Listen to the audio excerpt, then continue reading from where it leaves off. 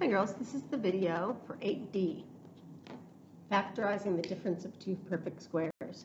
This is kind of a rule, but before we do the rule, we have to just go over a couple of things about what the words mean. Okay, first of all, a perfect square is one of two things.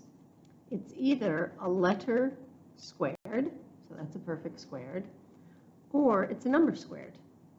So like 5 squared is 25.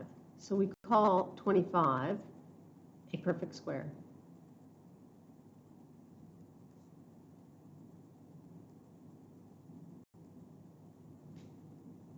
So I'm going to write down some perfect squares. So on this side I'm going to write down a number, and this side I'm going to write down a number squared. So I might write down 1 squared is 1, and 2 squared is 4.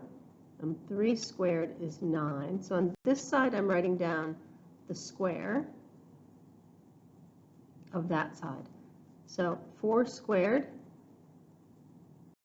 5 squared. How am I figuring these out? You know, if you don't know these, how do you figure them out? There's 2 ways you can do it on your calculator, because you might be needing your calculator.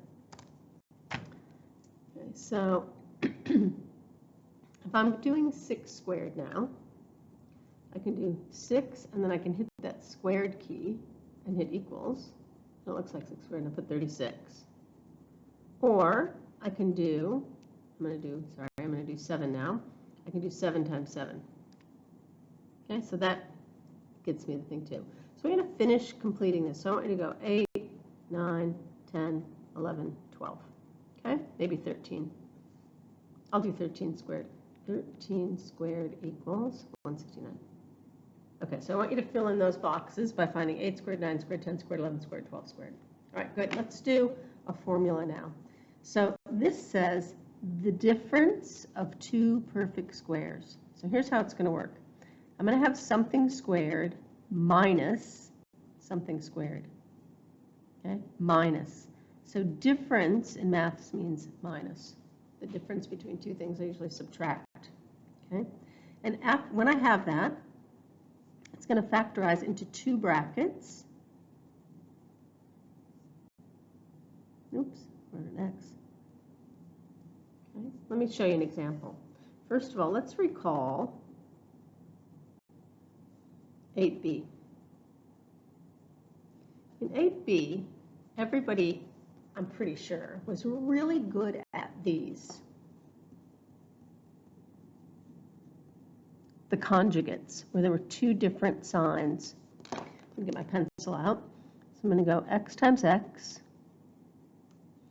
x times negative 4, x times positive 4, and 4 times negative 4. And in these problems, these middle terms canceled each other out because they were opposites of each other. One was a minus and one was a plus. So I was just left with x squared minus 16. Well, now we're going the other way. This is going to be the problem,